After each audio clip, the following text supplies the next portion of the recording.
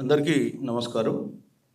వేదికపై ఆసీనులైనటువంటి పెద్దలు, ముఖ్యంగా ఈ సమావేశానికి అధ్యక్షత వహిస్తున్నటువంటి డాక్టర్ నూర్జహాన్ గారికి, అదేవిధంగా నాతోటి 42% రిజర్వేషన్ సాధనా సమితిలో ఉద్యమిస్తున్నటువంటి మిత్రులు డాక్టర్ విశారదన్ గారికి, అదేవిధంగా వేదికపై ఆసీనులైనటువంటి బెక్కం జనార్దన్ గారికి, బీసీ జేఏసీ మహబూబ్నగర్ గారు, అదేవిధంగా లా కాలేజ్ ప్రిన్సిపల్ మాలవి గారు, ప్రొఫెసర్ కుమారస్వామి గారికి, డాక్టర్ భూమయ్య గారికి, డాక్టర్ రవీందర్ గారు, డాక్టర్ రాజ్ కుమార్ గారు, డాక్టర్ కృష్ణయ్య గారు, డాక్టర్ సురేష్ గారు, నాతో హైదరాబాద్ నుంచి ఇక్కడ విచ్చేసిన మా బీసీఐఎఫ్ సభ్యులు వేణు, చెన్న శ్రీకాంత్, లింగయ్య అండ్ మహబూబ్నగర్లో ఉన్న రమేష్ గారు, అదేవిధంగా ఈ కార్యక్రమంలో పాల్గొంటున్నటువంటి మీ అందరికీ కూడా మొట్టమొదట నా యొక్క బీసీ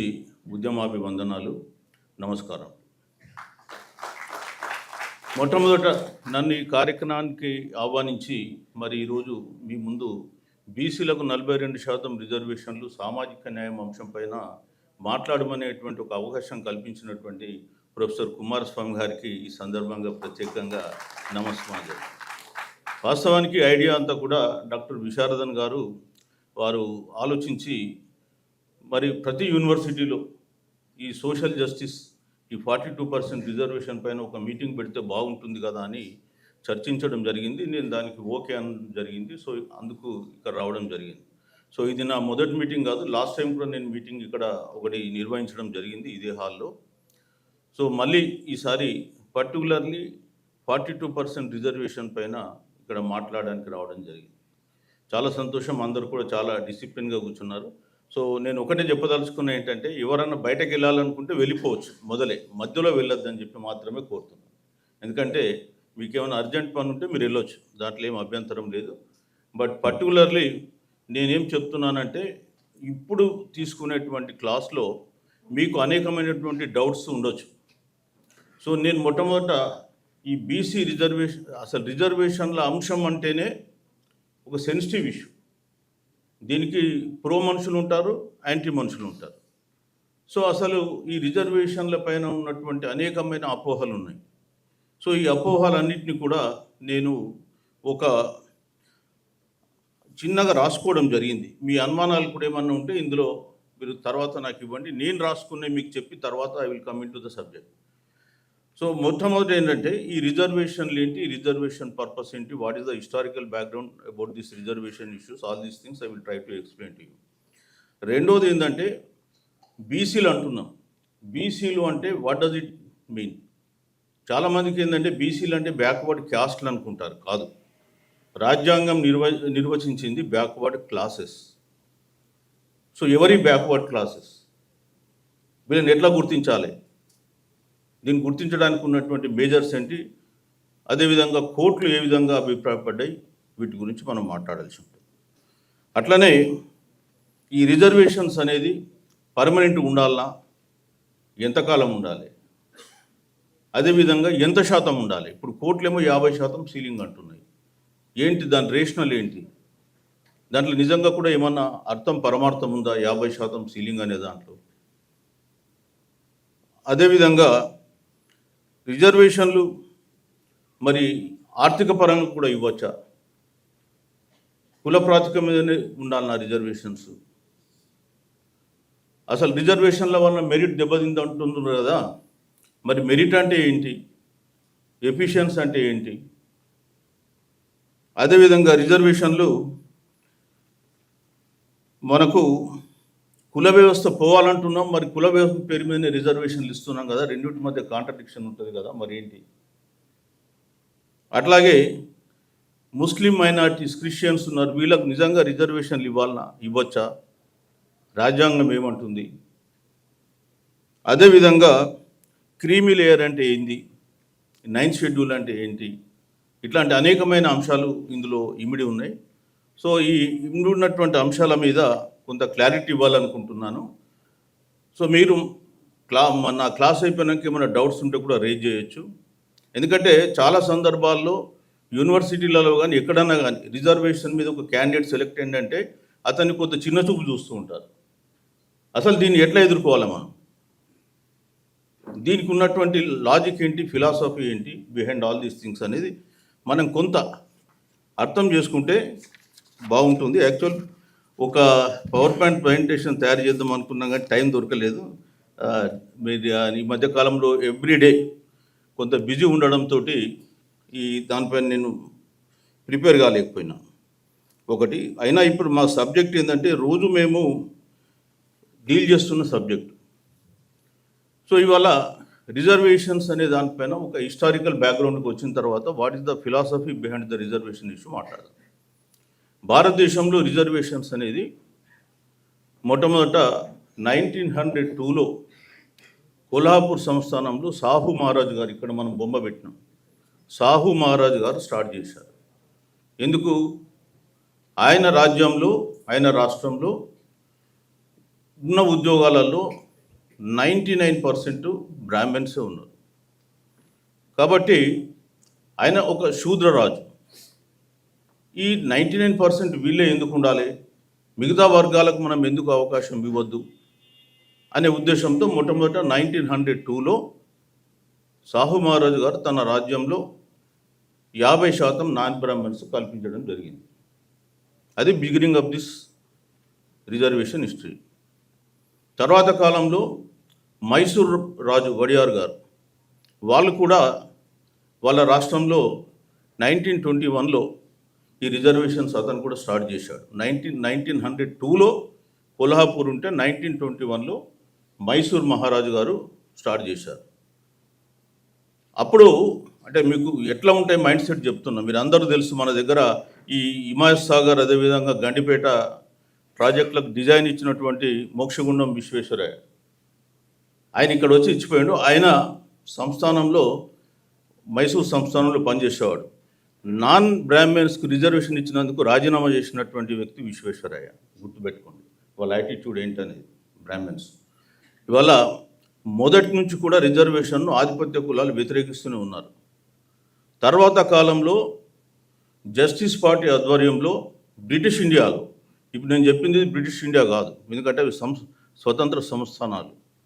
సో బ్రిటిష్ ఇండియాలో మద్రాస్ స్టేట్లో 1922లో జస్టిస్ పార్టీ ఆధ్వర్యంలో మొదటిసారిగా ఒక జీవో ద్వారా నాన్ బ్రాహ్మణ్స్కు రిజర్వేషన్స్ ఇవ్వడం జరిగింది 50%. That is the beginning of the history of reservations in India. ఆ తర్వాత మీరు చూస్తే సైమన్ కమిషన్ ఇండియా వస్తున్నప్పుడు సైమన్ కమిషన్ గో బ్యాక్ అని చెప్పేసి కాంగ్రెస్ బాయ్కాట్ కాల్ చేయడం జరిగింది. కానీ అంబేద్కర్ గారు సైమన్ కమిషన్ ఇండియాకు ఆహ్వానించారు. ఎందుకంటే మీరు సైమన్ కమిషన్ భారతదేశం విజిట్ చేస్తే ఈ దేశంలో ఉన్నటువంటి కుల వ్యవస్థ, ఈ దేశంలో ఉన్నటువంటి సామాజిక వ్యవస్థ, అసమానతలు, ఆర్థిక దోపిడీలు, ఇవన్నీ కూడా వాళ్ళు చూసి ఒక స్పష్టమైన రిపోర్ట్ వస్తుందని చెప్పి సైమన్ కమిషన్ ఇండియాకు ఆహ్వానిస్తే సైమన్ కమిషన్ తర్వాత రావడం జరిగింది. తర్వాత మొదటి రౌండ్ టేబుల్ కాన్ఫరెన్స్, రెండో రౌండ్ టేబుల్ కాన్ఫరెన్స్, మూడో రౌండ్ టేబుల్ కాన్ఫరెన్స్ జరిగినాయి. ఆ తర్వాత బ్రిటిష్ వాళ్ళు కమ్యూనల్ అవార్డ్ అని అప్పుడు ఉన్నటువంటి బ్రిటిష్ ప్రధాని మెక్డొనాల్డ్ వారి ఆధ్వర్యంలో కమ్యూనల్ అవార్డు ఇవ్వడం జరిగింది. దాంట్లో ఎస్సీలకు, అంటే దళితులు, డిప్రెస్డ్ క్లాసెస్, నాట్ ఎస్సీస్, ఎస్సీస్ అనే పదం రాజ్యాంగం అమల్లోకి వచ్చింది. అంతకుముందు డిప్రెస్డ్ క్లాసెస్, ఈ డిప్రెస్డ్ క్లాసులలో అందరు ఉన్నారు. ఇవాళ చాలా బీసీఏ కులాలని మనం ఏదైతే ఉన్నాం వాళ్ళందరూ కూడా డిప్రెస్డ్ క్లాసులు ఉన్నారు. ముస్లిమ్స్ కూడా డిప్రెస్డ్ క్లాసులు ఉన్నారు. సో ఈ డిప్రెస్డ్ క్లాసెస్ అందరికీ ఆయన సెపరేట్ ఎలక్టోరేట్స్ ఇచ్చారు. ఇస్తే గాంధీ గారు దాన్ని వ్యతిరేకిస్తే వీళ్ళిద్దరి మధ్య పూనా ప్యాక్ట్ జరిగి తర్వాత 1935 యాక్ట్లో మనకు ఎస్సీలకు, అంటే డిప్రెస్డ్ క్లాసెస్కు సెపరేట్ కాన్స్టిట్యుయెన్సీస్ ఇవ్వడం జరిగింది. సో 1944 నుంచి బ్రిటిష్ ఇండియాలో డిప్రెస్డ్ క్లాసెస్కు ఉద్యోగాలలో రిజర్వేషన్లు ఇచ్చారు. Depressed class 1944. 1950 నుంచి షెడ్యూల్ ట్రైబ్స్లో ఇండియాలో ఇచ్చారు. ఇక బీసీలకు వస్తే ఎవరి బ్యాక్వర్డ్ క్లాసెస్ అనే దానికి స్పష్టత లేదు. సో రాజ్యాంగంలో బ్యాక్వర్డ్ క్లాసెస్ అనేటువంటి వాళ్ళని గుర్తించాలంటే ఆర్టికల్ 340, ఇప్పుడు ఎస్సీ ఎస్టీలకు వస్తే రాజ్యాంగంలో స్పష్టమైన నిర్వచనం ఉంది. ఏంటి ఆర్టికల్ 341 ఆఫ్ ఇండియన్ కాన్స్టిట్యూషన్ ఏం చెప్పుద్ది? Scheduled caste is notified by the president of India. President of India ఏ రాష్ట్రానికి ఆ రాష్ట్రానికి సంబంధించినటువంటి షెడ్యూల్డ్ క్యాస్ట్లను ఆయన నోటిఫై చేస్తారు, గవర్నర్తో సంప్రదించుకొని చేస్తారు. కానీ ఒక్కసారి నోటిఫై చేసినాక ఆ క్యాస్ట్లను మార్చే అధికారం రాష్ట్రపతికి లేదు, ఓన్లీ పార్లమెంట్కే ఉంది అధికారం. నోటిఫై అయ్యే వరకే రాష్ట్రపతి అధికారం. సో దాన్ని రాజ్యాంగంలో రాసినప్పుడు అంబేద్కర్ గారు కూడా దాన్ని చాలా స్ట్రాంగ్గా డిఫెండ్ చేశారు కాన్స్టిట్యూంట్ అసెంబ్లీలో. సరే, అంత డిస్కషన్ ఇక్కడ అవసరం లేదు. ఒకటి.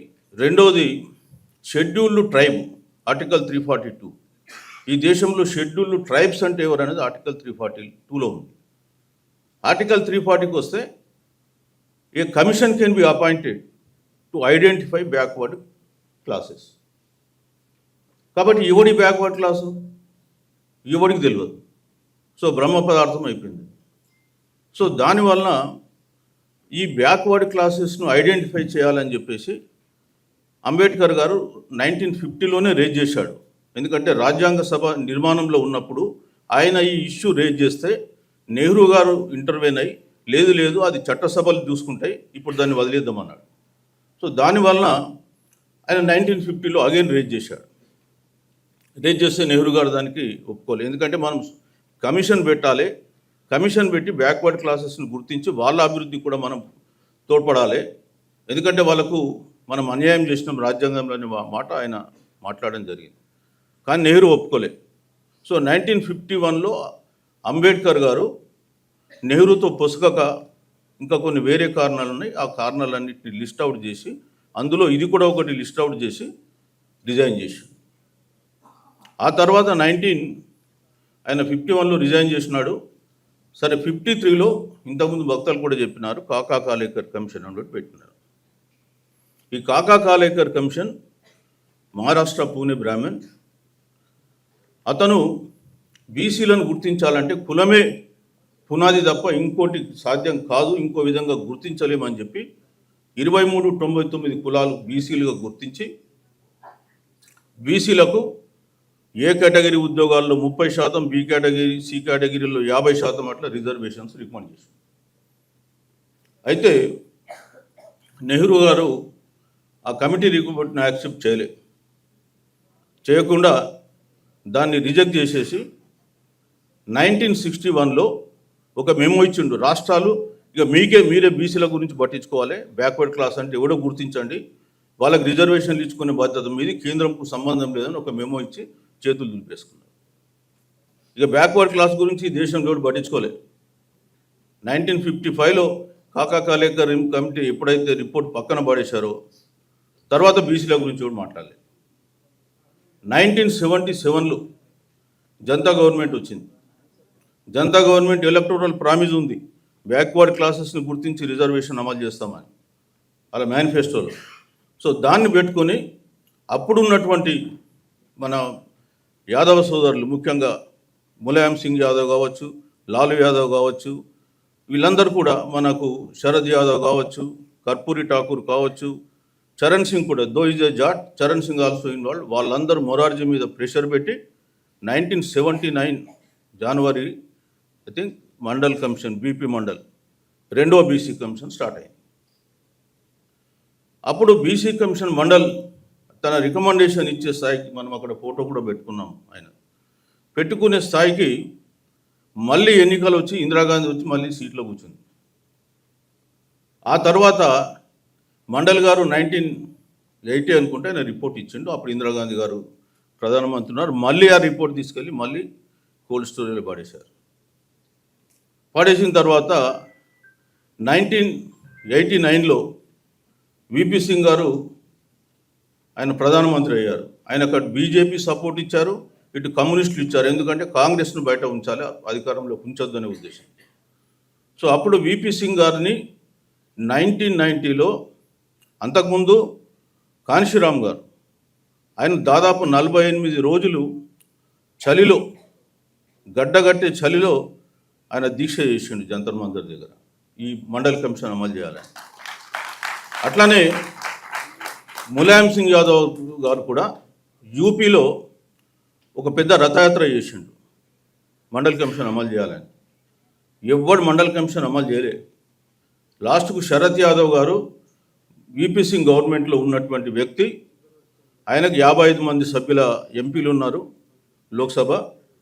ఆయన అల్టిమేటం ఇచ్చిండు, నీకు చెప్తున్నా ఆగస్టు 9th నాటికి నాకు మండల్ కమిషన్ అమలు చేయకపోతే ఆగస్టు 10th రోజు నేను మీకు మద్దతు విరమించి దేవిలాల్ అక్కడ జంతర్ మంతర్ దగ్గర ధర్నా పెట్టిండు. ఉప ప్రధాని ఉండే వీపీ సింగ్లో, ఆయనకి ఈయనకు బడక ఆయన బయటకు వెళ్ళి ఈయన మీద తిరుగుబాటు పెట్టి జంతర్ మంతర్ దగ్గర ధర్నా పెడితే ఆ ధర్నాలో చేరుతున్నాడు.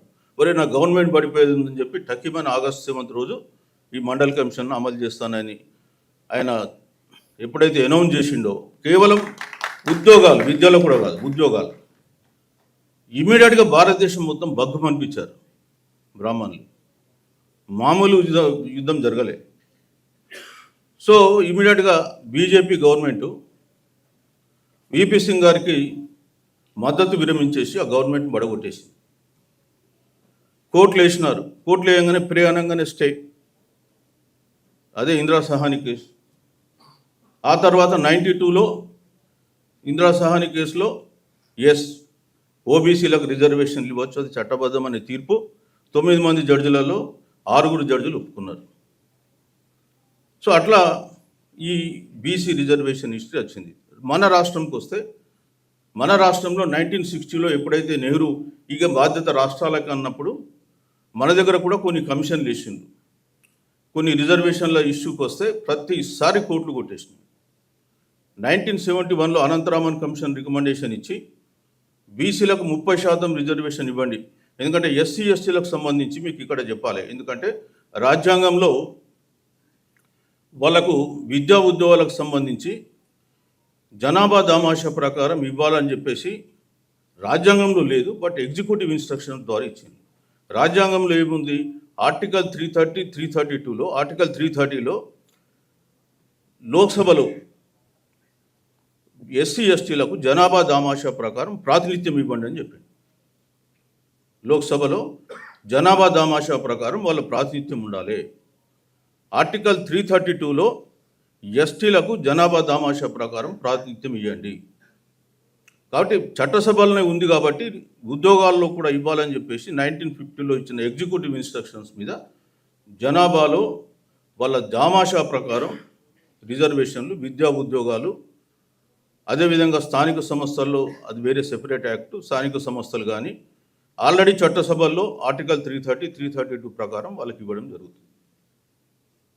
సో ఇక బీసీలకు ఎక్కడ లేదు, జనాభా దామాషా ప్రకారం లేదు, అసలు బీసీలు అంటే ఇవ్వడం అనేది అర్థం కాలే.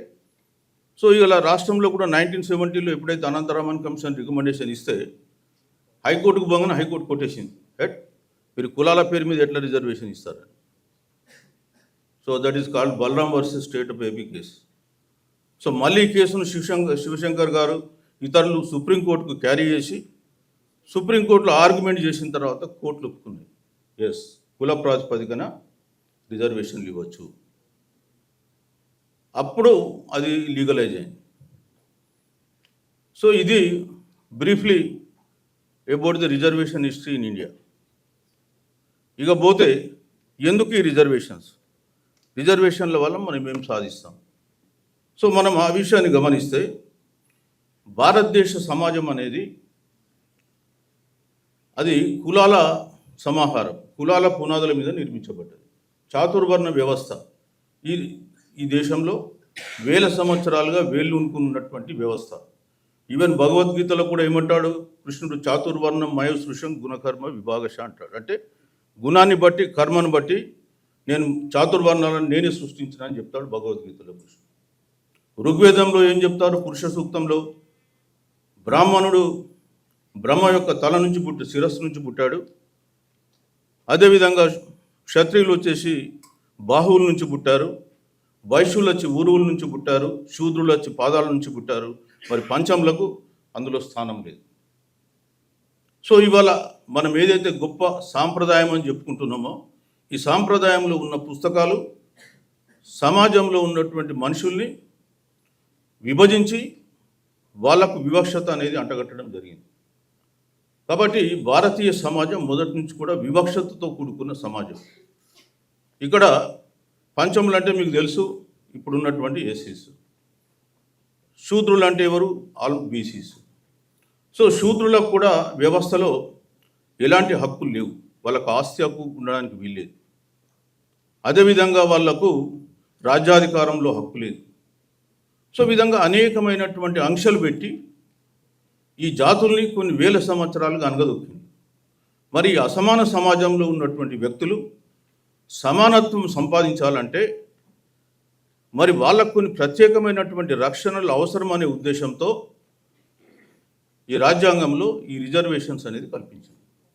అంటే మేజర్గా ఏంటి, ఈ అసమాన సమాజంలో సమానత్వ సాధన అనేది రిజర్వేషన్ల ముఖ్యమైన ఉద్దేశం.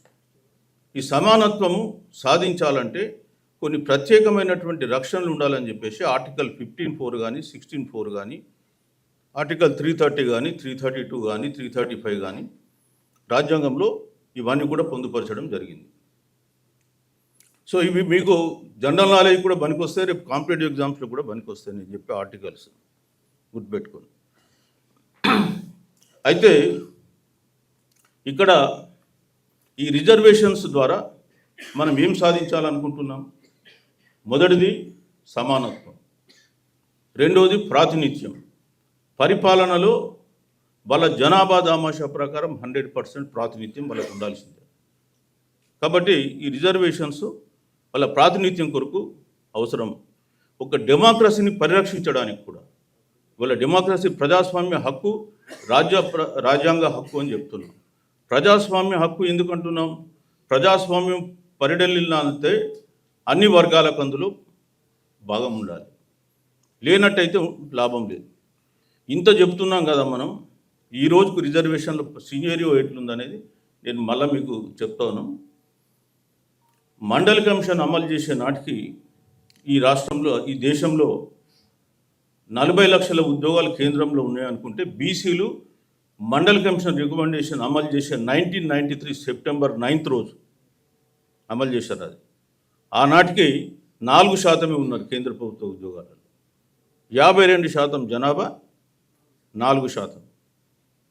మరి ఓసీలు ఎంత ఉన్నారు? ఎస్సీ ఎస్టీలు ఎంత ఉన్నారు? ఈరోజు కూడా కేంద్ర ప్రభుత్వ ఉద్యోగాలలో ఓబీసీలు అనేవాళ్ళు సి కేటగిరీ, డి కేటగిరీ ఉద్యోగాలలో 22% ఉన్నారు. ఏ కేటగిరీ, బి కేటగిరీ ఉద్యోగాలలో 14 నుంచి 16% ఉన్నారు.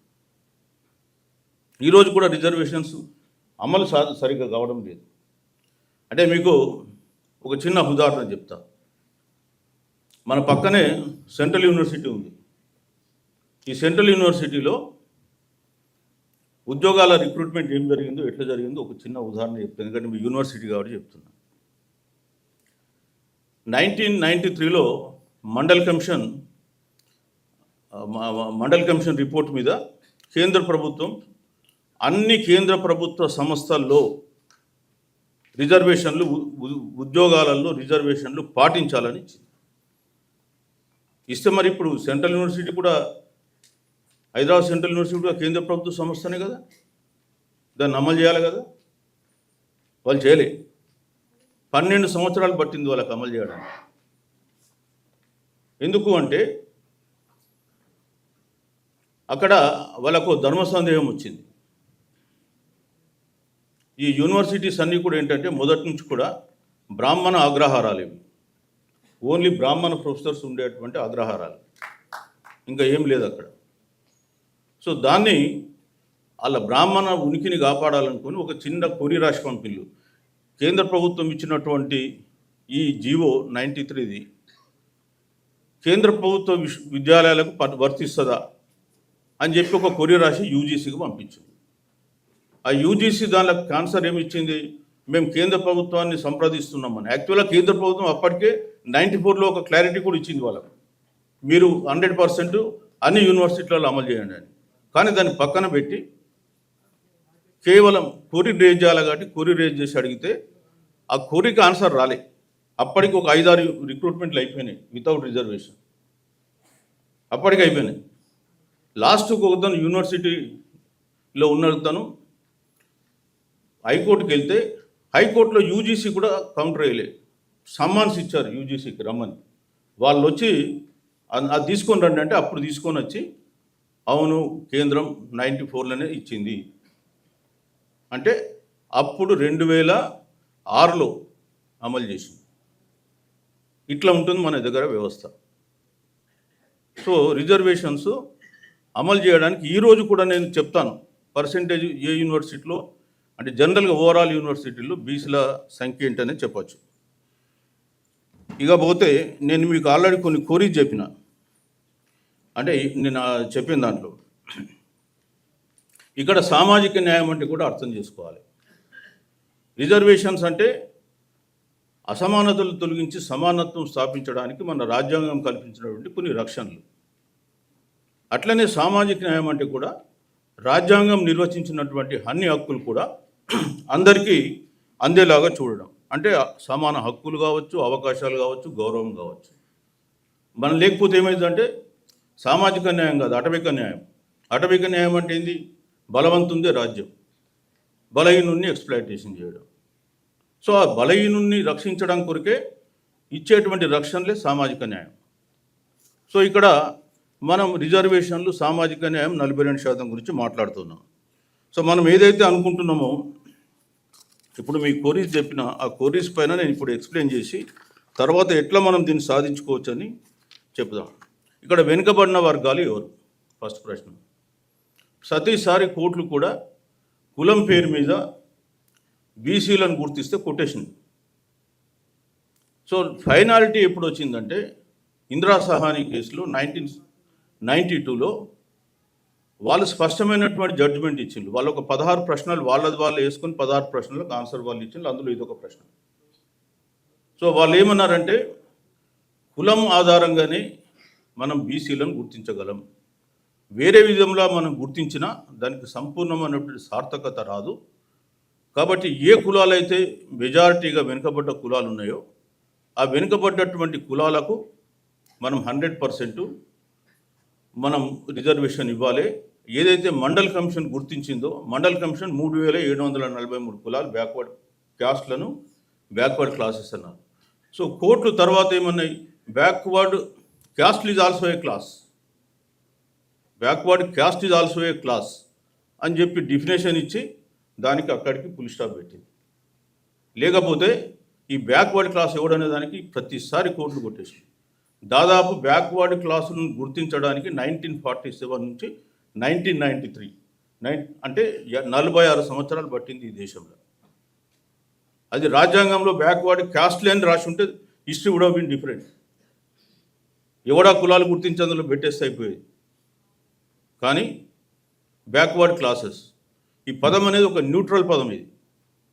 ఎందుకంటే బ్యాక్వర్డ్ క్లాసులలో డిజబుల్డ్ పీపుల్ రావచ్చు, ఉమెన్ రావచ్చు, ఆల్ రిలీజియన్స్ వస్తుంది. ఇది ఒక పర్టికులర్ స్పెసిఫిక్ రిలీజియన్కి రాదు. ఇవాళ షెడ్యూల్డ్ క్యాస్ట్ అంటే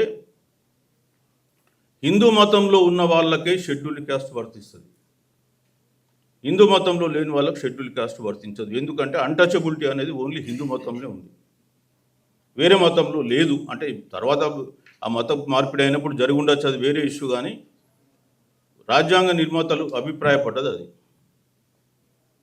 అందుకనే మనకు తెలుసు రాజ్యాంగం ఏ పరిస్థితుల్లో రాయబడ్డది. భారతదేశం 2 ముక్కలైంది. ఇంకోవైపు అభివృద్ధి చెందుతున్న దేశాలు మన సామ్రాజ్యవాద దేశాల నుంచి విముక్తి వచ్చిన సందర్భంలో రాయబడ్డది. కాబట్టి వాళ్ళు ఆ సైకలాజికల్గా హిస్టరీ, ఆ బ్యాక్గ్రౌండ్ ఉండి వాళ్ళు రాసినటువంటి, అంటే మొదటి ఒరిజినల్ రాజ్యాంగంలో లేదు, but first amendment to the కాన్స్టిట్యూషన్లో ఇది రాయడం జరిగింది. ఈ రిజర్వేషన్స్ కూడా మనకు ఎంత ఇవ్వచ్చు, ఎంతకాలం ఇవ్వచ్చు అనేటువంటి రెండో ప్రశ్న. రిజర్వేషన్స్ మనకు ఆర్టికల్ 15(4)లో కానీ 16(4), ఒరిజినల్గా ఆర్టికల్ 15(4) మొదట రాజ్యాంగం రాసినప్పుడు లేదు, ఆర్టికల్ 16(4) ఉంది. ఆర్టికల్ 16(4)లో ఏమన్నాడంటే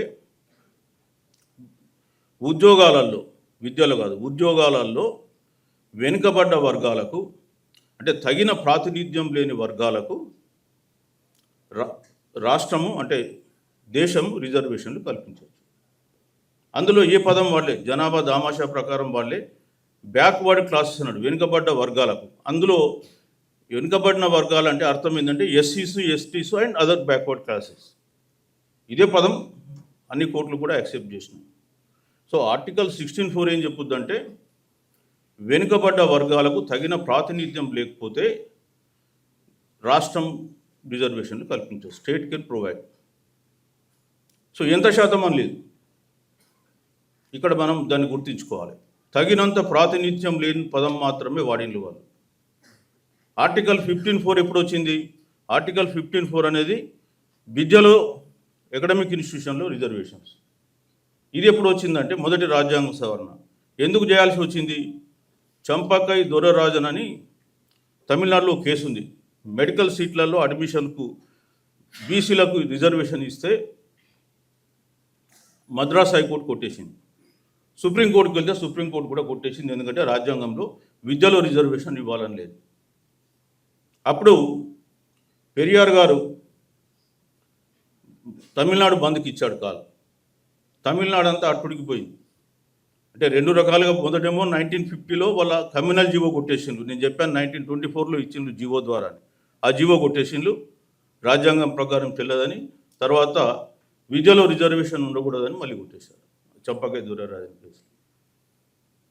కొట్టేసిన తర్వాత వాళ్ళు బంద్ కాలిస్తే తమిళనాడు మొత్తం అట్టుడికిపోయి తమిళనాడులో ఒక ఈగ చీమలు కూడా కదలనటువంటి పరిస్థితి క్రియేట్ చేసిండు. తమిళనాడు నుంచి దేశం మొత్తం కట్ ఆఫ్ అయిపోయింది. No railways movement, no bus movement, nothing. దెబ్బకు కేంద్ర ప్రభుత్వం దిగొచ్చి నెహ్రూ, పటేల్, అంబేద్కర్ గారిని పిలుచుకుని ఏం చేద్దాం ఈ సిచ్యువేషన్ అంటే రాజ్యాంగాన్ని మారుద్దామంటే మొట్టమొదటి రాజ్యాంగ సవరణ చేసి ఆర్టికల్ 15(4) పెట్టారు. అది మరి ఇవాళ మనం 42% ఏం చేస్తున్నామండి? మన నోటి దగ్గరకు వచ్చిన కూడిపోతుంటే కూడా మనం హ్యాపీగా చూసుకుంటూ కూర్చున్నాం. అది అక్కడికి ఇక్కడికి ఉన్న తేడా. మనం కనీసం వాళ్ళు 75 ఏళ్ళ కింద చేసిండ్రు, ఇప్పుడు కూడా మనం చేసే స్థాయిలో లేదు. 1951లో చేశాడు ఆయన. 50 ఆగస్ట్ 14th ఈ గేవ్ ఆన్ దట్ డే. మీరు కావాలంటే ఇంటర్నెట్లో సెర్చ్ చేసుకోండి. August 14th 1950 Tamil Nadu bandh call. So that was the spirit in Tamil Nadu. ఇవాళ ఆర్టికల్ 15(4)లో ఏమన్నాడు? సోషల్లీ ఎడ్యుకేషనల్లీ బ్యాక్వర్డ్ క్లాస్ అన్నాడు.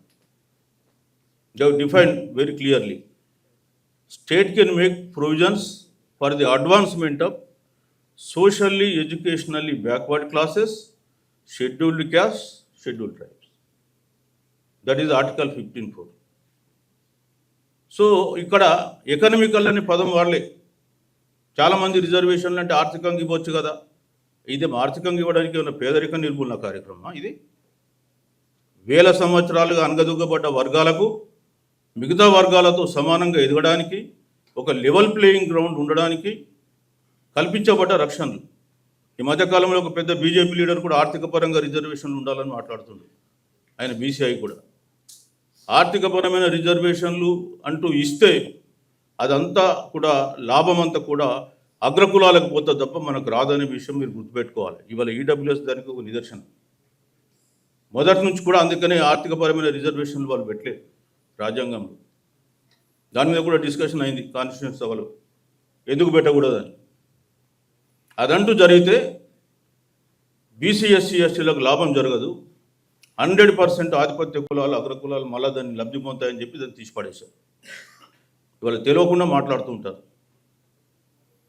ఒకటి, ఇక రిజర్వేషన్స్ ఎంతకాలం ఉండొచ్చు? ఇది ఓకే కదా. వెనుకబడ్డ వర్గాలు ఎవరనే దానిపైన క్లారిటీ వచ్చింది కదా. కులాల బేస్ మీదనే మనం వెనుకబడ్డ వర్గాలను నిర్ధారించగలం. వేరే క్రైటీరియా ఉన్నప్పటికీ కూడా ఇదే మేజర్ క్రైటీరియా అని చెప్పి కోర్టులన్నీ అభిప్రాయపడ్డాయి. అందులో ఫైనాలిటీ వచ్చి 1992లో ఇందిరా సహాని కేసులో సుప్రీంకోర్టు క్లోజ్ చేసింది. ఆ మ్యాటర్ వచ్చేసింది అక్కడికి. రెండోది, మనకు ఈ రిజర్వేషన్ల లీగాలిటీ గురించి చెప్పిన ఆర్టికల్ 15(4), 16(4), 330, 332 అంటే ఎస్సీలకు, ఎస్టీలకు లోక్సభలో రిజర్వేషన్ ఇచ్చే ఆర్టికల్ 330, రాజ్యసభలో ఆర్టికల్ ఇచ్చే 332, 331 అంటే ఆంగ్లో ఇండియన్స్కు రిజర్వేషన్ ఇచ్చేటువంటి ప్రొవిజన్ అది. సరే, అది మనకు అవసరం లేదు.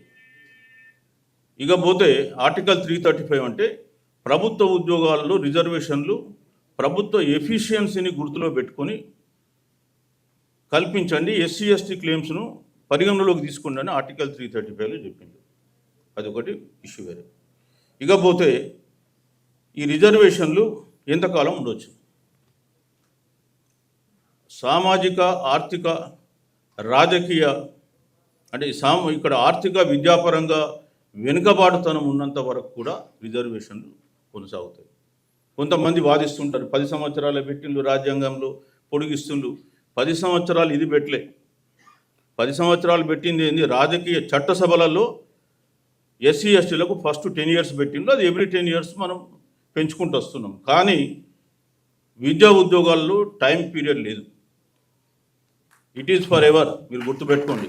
as long as discrimination exists, as long as social and educational disparities exist, the reservations will continue. Reservation ఇచ్చే దేశం భారతదేశం ఒకటే కాదు, ప్రపంచంలో చాలా దేశాలు రిజర్వేషన్లు ఇస్తున్నాయి. Even America also that gives reservations to Negroes and black Indians. ఇక్కడ వీళ్ళేదో రిజర్వేషన్స్ చాలామంది ఏం మాట్లాడతారంటే ఏదో మనం దానం ధర్మం చేసినట్టు మాట్లాడతారు. కాదు, రాజ్యాంగం కల్పించిన హక్కు. ఆర్టికల్ 16 దాన్ని గుర్తుపెట్టుకోండి. ఒకటి, ఎందుకంటే ఈ దేశంలో ఉన్నటువంటి సామాజిక వ్యవస్థ అట్లాంటిది. వేల సంవత్సరాలు అణచివేయబడినటువంటి వర్గాలు మిగతా వర్గాలతో సమానంగా ఎట్లా పోటీ పడతాయి. కాబట్టి వాళ్ళకు ప్రత్యేకమైన లెవెల్ ప్లేయింగ్ గ్రౌండ్ అవసరం అని చెప్పి రిజర్వేషన్ ఇచ్చింది. ఒకటి. ఇక రెండోది, ఎంత శాతం ఉండొచ్చు? ఎందుకంటే రాజ్యాంగంలో ఎక్కడ కూడా రిజర్వేషన్లకు ప్రపోర్షనేట్ రిప్రజెంటేషన్ ఇవ్వలే, ఎడకోసి అన్నాడు. సో దీనికి నేనేం అంటే కోర్టులు ఏం ఆర్గ్యూ చేసినాయంటే 1961లో మొట్టమొదట ఒక జడ్జిమెంట్ ఇచ్చారు. ఎక్కడ? M B Balaji versus state of Mysore case. M B Balaji versus state of Mysore కేసులో 1961లో అప్పుడు ఉన్నటువంటి supreme court chief justice Gajendra Gadkar 50% reservations దాటొద్దు అని ఒక సీలింగ్ పెట్టాడు. ఎందుకు అంటే ఈ దేశంలో ఈక్వాలిటీ ఉంది, అంటే equality of opportunities before the law and equality before the law. అంటే చట్టం ముందు సమానం, అందరు సమానులే. ఎలాంటి కులము వివక్షత పైన అంటే దానిపైన వాళ్ళకు వివక్షత చూపొద్దు అని చెప్పి ఈ ఆర్టికల్ను, ఈ రిజర్వేషన్ కల్పించే ఆర్టికల్ను బ్యాలెన్స్ చేస్తూ 50% రిజర్వేషన్ దాటద్దు అని సీలింగ్ పెట్టి అందులో ఎస్సీ ఎస్టీలకు జనాభా దామాషా ప్రకారం ఇవ్వండి, మిగతాది బీసీలకు ఇవ్వండి. అసలు ఎవరి కోర్టులు దీంట్లో ఇంటర్ప్రిట్ కావడానికి? సేమ్ థింగ్ను అదే దాన్ని నెక్స్ట్ జడ్జిమెంట్లలో చాలామంది సుప్రీంకోర్టు జడ్జెస్ తప్పుపట్టింది. ముఖ్యంగా అందులో ఉన్నటువంటి అప్పుడు ఉన్నటువంటి ఫక్రుద్దీన్ కానీ ఇంకా చాలామంది పెద్దలు ఉన్నారు. కృష్ణయ్యర్ గారు డైరెక్ట్గా కామెంట్ చేశాడు. అసలు ఒక రాష్ట్రంలో 80% 90% బీసీ ఎస్సీ ఎస్టీలు ఉంటారు, తెలంగాణ లాగా 90% ఉన్నారు. ఇక్కడ ఎస్సీలు మనకిడ చూస్తే 20% ఉన్నారు, ఎస్టీలు 10% ఉన్నారు, బీసీలు 60% ఉన్నారు. సమగ్ర కుటుంబ సర్వే తోటి 91% బీసీ ఎస్సీ ఎస్టీలు ఉన్నటువంటి రాష్ట్రం తెలంగాణ. ఈ రాష్ట్రంలో 80% 90% ఉన్న రాష్ట్రాలు 50% సీలింగ్ ఏంటని ఆయన ప్రశ్నించిండారు కృష్ణయ్య. అట్లనే జస్టిస్ చిన్నపరెడ్డి ఉన్నాడు, అనంతపూర్, ఆయన సుప్రీంకోర్టు జడ్జి చేసి రిటైర్. ఆయన అన్నట్టు మీరెవరు 50% సీలింగ్ పెట్టడానికి? ఆయన కూడా సుప్రీంకోర్టు జడ్జి. సరే, దాన్ని లీగలైజ్ చేసిండ్రు 50 అని. ఇవాళ లీగలైజ్ చేసి 93లో కాన్స్టిట్యూషన్ బెంచ్ ఇందిరా సహాని కేసులో 9 మంది జడ్జిలు కూడా 50% సీలింగ్ ఉండాలని పెట్టిండ్రు. Finality ended. మరి ఇప్పుడు ఏం చేయాలి? బీసీలు ఏం మార్గాలు ఉన్నాయి? వాళ్ళ జనాభా దామాషా ప్రకారం వాళ్ళకి రిజర్వేషన్లు రావాలంటే ఏం చేయాలి? చట్టబద్ధమైన మార్గాలు ఏంటి? ఇవాళ 42% సాధ్యమైద్దా? ఎట్లా సాధ్యమైతే లాస్ట్లో మనం మాట్లాడదాం. సో ఇక రిజర్వేషన్లను కుల ప్రాతిపదిక ఇవ్వచ్చా, ఆర్థిక ప్రాతిపదిక ఇవ్వాలా? నేను ఇంతకుముందే చెప్పడం జరిగింది. ఆర్థిక ప్రాతిపదికన రిజర్వేషన్లు ఇవ్వడానికి రాజ్యాంగంలో ఎక్కడ కూడా ప్రొవిజన్ లేదు. 1991లో పివి నరసింహారావు గారు ఉన్నప్పుడు వారు ఏం చేసిందంటే మొదలు ఓబీసీలకు రిజర్వేషన్లు ఇస్తే ఓసీలు అన్యాయం అయిపోతారనేటువంటి ఓసీల మీద ఉన్న ప్రేమతో టకీమని 10% ఒక రిజర్వేషన్ వీళ్ళకు ఈబీసీలని ఇచ్చాడు ఆయన ఓసీలకు. ఇస్తే ఇదే కోర్టు 9 మంది జడ్జులు ఏదైతే Indira Sawhney case Mandal commission report విన్న కేసు ఏదైతే ఉందో అదే 9 మంది జడ్జులు ఇదే మెమోను విన్నారు. 9 మందిలో 8 మంది కొట్టేసిండ్రు ఇది రాజ్యాంగ విరుద్ధం, ఇవ్వడానికి వీల్లేదు, ఆర్థిక పరంగా ఇవ్వడానికి వీల్లేదు. అయినా మరి అగ్రకులాలకు మనసు జావదు కదా, వాళ్ళు ఎట్లయినా సరే మేము రిజర్వేషన్ తెచ్చుకోవాలి, అది వాళ్ళకు ఉన్నటువంటి లోపల ఉన్న లక్ష్యం. మనకేమో ఏం జరిగినా పర్వాలేదని మనకు, వాడికేమో ఏదైనా చేసి సాధించుకోవాలని వాడికి, మనకేమో ఏం జరిగినా పర్వాలేదు వదిలేసి జానేదో క్యావనే కావాలి, వాడికేమో ఏ విధంగా సాధించుకోవాలి, అది వాళ్ళ పట్టుదల.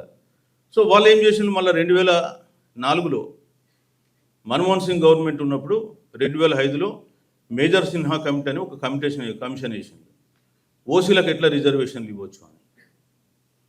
సో దాన్ని ఆయన దేశమంతా కొంత తిరిగి ఏదో డాటా తయారు చేసి పనికి మాలిన డాటా, ఆయన ఎక్కడ కూడా 10% రిజర్వేషన్లు ఓసీలకు ఇవ్వాలని ఆయన రిపోర్ట్లో రాయలేదు.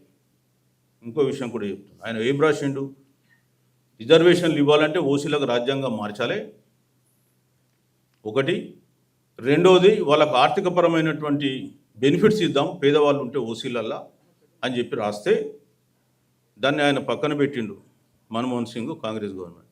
2011లో 2019లో 2014లో బీజేపీ గవర్నమెంట్ వచ్చింది. 2019లో వీళ్ళు ఎన్నికల ముందు ఓసీలకు ఏదో చేయాలి లేకపోతే ఓట్లు పడాయి అని చెప్పి అప్పటిదప్పుడు ఆ కమిషన్ రిపోర్టు ఆయన ఎప్పుడు ఇచ్చిండు, 2010లో రిపోర్ట్ ఇచ్చిండు. ఆ 10 రిపోర్ట్ను దుమ్ము దులిపి అందులో రిజర్వేషన్లు 10% ఓసీలకు ఇవ్వాలని లేకున్నా ఈడబ్ల్యూఎస్ రిజర్వేషన్స్ దాన్ని టకీమని క్యాబినెట్ ఆమోదిస్తుంది. 2019 జనవరి 7 కేంద్ర క్యాబినెట్ ఆమోదం, జనవరి 8 లోక్సభలో ఆమోదం, జనవరి 9 రాజ్యసభలో ఆమోదం. 3 పార్టీలు ఈ దేశంలో వ్యతిరేకించినాయి, ఒకటి డిఎంకే, ఇంకోటి యూపీ, ఒకటి బీహార్. అన్ని పార్టీలు, కాంగ్రెస్ ఏమంటుంది, అవును మేమే కదా అప్పుడు మా మేజర్ సిన్హా కమిటీ వేసింది కాబట్టి ఆ క్రెడిట్ మాకు రావాలి 10% ఈడబ్ల్యూఎస్కు. ఇట్లా ఎవడు వాడు డబ్బాలు కొట్టి కమ్యూనిస్టులు కూడా వ్యతిరేకించింది సర్వేరేషన్. 7వ తారీఖు జనవరి 7 క్యాబినెట్ ఆమోదం 2019, జనవరి 5 లోక్సభ, జనవరి 5 రాజ్యసభ, జనవరి 11 రాష్ట్రపతి ఆమోదం, జనవరి 12 జీవో, జనవరి 14 నుంచి దేశవ్యాప్తంగా ఆమోదం. ఎంత స్పీడ్ అండి, భారతదేశంలో ఏదైనా జీవో ఏదైనా చట్టం ఇంత స్పీడ్లో అమలైందా? మరి మనం అందరం చూస్తూనే కూర్చున్నాం కదా, మేమంటే ఉద్యోగాలు ఉన్నాం అప్పుడు జరిగింది. ఇవాళ చూస్తున్నారు గ్రూప్ 1 గ్రూప్ 2 నోటిఫికేషన్లలో ఎవరికి ఎన్ని మార్కులు వస్తున్నాయి, ఎవడు సెలెక్ట్ అవుతున్నాడు, ఎవరు సెలెక్ట్ అవుతున్నారు ఈడబ్ల్యూఎస్ పేరు మీద. మరి ఏం జరుగుతుంది ఓసీలకు, బీసీలకు ఏం జరుగుతుంది? మరి అది జరుగుతున్నటువంటిది. పాలకులకు ఎట్టి పరిస్థితుల్లో ఓసీలకు ఇవ్వాలి కాబట్టి వాళ్ళు వాళ్ళ కళ నెరవేర్చుకున్నారు. మరి వాళ్ళు అదే స్పీడ్తో మా బీసీ బిల్లు 42% మీ దగ్గరకు వచ్చింది, ఎందుకు స్పందించరండి? ఇవాళ లోక్సభ సమావేశాలు మళ్ళీ ఇవాళ డిసెంబర్ 1 నుంచి స్టార్ట్ అవుతున్నాయి, డిసెంబర్ 19 దాకా ఉంటాయి. ఎందుకు ఇవ్వరు మాకు అనే అంశం మనం ఓసారి గుర్తుపెట్టుకోవాలి. పాలకులు అనుకుంటే ఏమన్నా చేస్తారు. వాళ్ళు రాజ్యాంగంలో 103వ సవరణ చేసిరి, 50% సీలింగ్ దాటితే కూడా కోర్టులు ఒప్పుకున్నాయి. బిల్ పాస్ చేసిండ్రు, 103వ రాజ్యాంగ సవరణ అయింది, మరి 50% సీలింగ్ దాటద్దు అని చెప్పి అనేక సందర్భాల్లో బీసీల రిజర్వేషన్లను అడ్డుకున్న కోర్టులు ఈడబ్ల్యూఎస్ రిజర్వేషన్ను అడ్డుకోలేదు. ఎందుకు? మెజార్టీ వాళ్ళే. ఇవాళ కోర్టులలో చూస్తే గత 10 సంవత్సరాలలో దాదాపు 763 జడ్జిలు అనుకుంటా అపాయింట్ అయింది, just I will tell exact figure. So అందులో మెజారిటీ అందరు కూడా వీళ్ళే ఓసీలు. 743 మంది రిక్రూట్ అయితే ఓసీలు 610, హైకోర్టు జడ్జిలు అండ్ సుప్రీంకోర్టులో, ఓబీసీలు 93. ఎక్కడుందండి సామాజిక న్యాయం? 743లో 610 ఓసీలు, ఓబీసీలు 93, ఎస్సీలు 23, ఎస్టీలు 17. ఇవాళ సుప్రీంకోర్టులో ఉన్న 33 జడ్జిలలో 2 బీసీలు. మరి సామాజిక న్యాయం మనకెట్లా వస్తుందండి న్యాయం? How can we expect? మనకి ఇప్పుడు ఆ చిన్నప్ప రెడ్డి లాంటి, జీవన్ రెడ్డి లాంటి జడ్జిలు లేరు. అప్పుడేదో రాసిండ్లు, ఏది మన మండల్ కేసు రాసిన ఇంద్రసాని కేసు రాసింది జీవన్ రెడ్డి, హైదరాబాద్ ఆయన్ని. చెన్నపరెడ్డి మొదట్లో ఈ కులాల పేరు మీదనే రిజర్వేషన్ ఇవ్వచ్చు అని గట్టిగా చెప్పినటువంటి వ్యక్తి చెన్నపరెడ్డి, ఆయన కూడా అనంతపురం ఆయన్ని. సో ఆ టైప్ ఆఫ్ జడ్జిలు ఇప్పుడు లేరు. సో ఇవాళ న్యాయ వ్యవస్థలో మనం అన్యాయం అయిపోతుంది. అట్లనే విద్యలో, ఉద్యోగాల్లో చూస్తే కూడా నేను మీకు ఇంతకుముందే చెప్పిన, ఏ కేటగిరీ ఉద్యోగాల్లో 18% ఉన్నారు కేంద్రంలో, బి కేటగిరీలో 17% ఉన్నారు, సి కేటగిరీలో 22% ఉన్నారు. ఇకపోతే నేను మీకు ఐఐటి, ఐఐఎం గురించి కూడా మాట్లాడినా. అంటే మన సెంట్రల్ యూనివర్సిటీస్ 45 సెంట్రల్ యూనివర్సిటీస్ ఉన్నాయి ఈ దేశంలో. ఈ 45 సెంట్రల్ యూనివర్సిటీస్లలో 1341 ప్రొఫెసర్ పోస్టులు ఉన్నాయి. అందులో జనరల్ కేటగిరీ 1146 మంది ఉన్నారు. ఇది నేను చెప్పింది కాదు. లోక్సభలో మినిస్టర్ రిప్లై ఇచ్చిండు 24/7/2023. లోక్సభలో మినిస్టర్ ఇచ్చిన రిప్లై ఇది. నేను ఏదైనా without statistics, right to information లేదా రిప్లైస్ ఆస్పిషియల్ లేకపోతే చెప్పాలి.